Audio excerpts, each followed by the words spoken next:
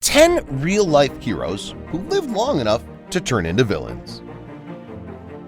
A movie quote that resonates with a lot of internet users is Harvey Dent's line from 2008's The Dark Knight, that you either die a hero or you live long enough to see yourself become the villain. The idea is that no matter how good of a person you might seem to be, eventually you'll fall from grace and end up going against your own supposed principles. The people you respect and adore one day might be whom you detest the next because you learn what they've done.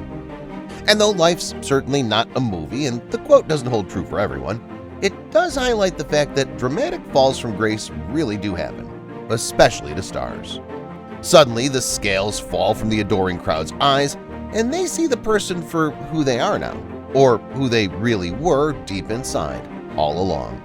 A villain, definitely not a hero. The crowd over on r/AskReddit shared their thoughts about the very worst real-life examples of heroes turning out to be villains. See which celebrities and public figures they named and shamed Jeez fans. Share in the comments if you know of any similar examples. Number 1. Dr. Oz is the perfect example. He started out a legitimate, talented, accomplished cardiac surgeon. Then he started with his snake oil peddling on TV and is now completely devolved into a pandering, narcissistic, Trump-loving politician. LA-based celebrity expert Mike told Bored Panda how we can tell if a public figure or a celebrity may be hiding something. If their life seems overly curated, only focused on the good and positive of what they present to the public, then they may be hiding something. You can usually sense when someone has genuinely let you into their life and when they haven't. That applies not just to celebrities, but to the real people in your life as well, he said. We usually look up to celebrities and public figures, but it's important to remember, despite their accomplishments, they're people just like you and me, Mike said. Number 2. Rudy Giuliani. Dude was America's mayor just 20 years ago. A brilliant, ballsy prosecutor who took down the mob, then shepherded New York through 9/11. Now he's just thought of as an increasingly unhinged trunk lackey that sweats hair dye in front of a landscaping company that should have been a hotel. Number 3. Conor McGregor. He had the whole country behind him here in Ireland at one point, bar the people who thought combat sports is grotesque. He was witty, original, backing himself up and having a Hollywood-like rise to stardom.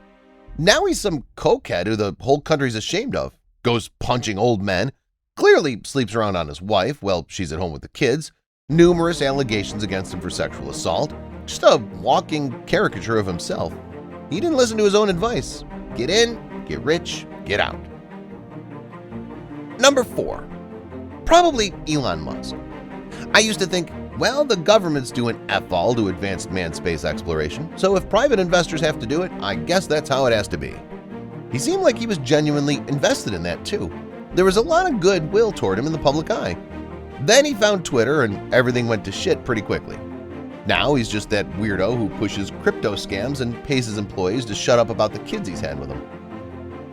Number 5. Joe Paterno. Jopo was the shining beacon of what it meant to be a college coach when I was getting inducted into college football.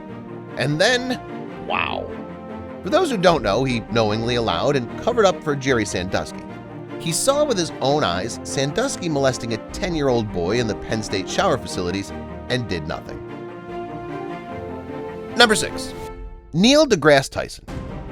Though he became less of a villain and more buzzkill, at first he seemed like the next Carl Sagan, celebrating the wonders of science and the universe.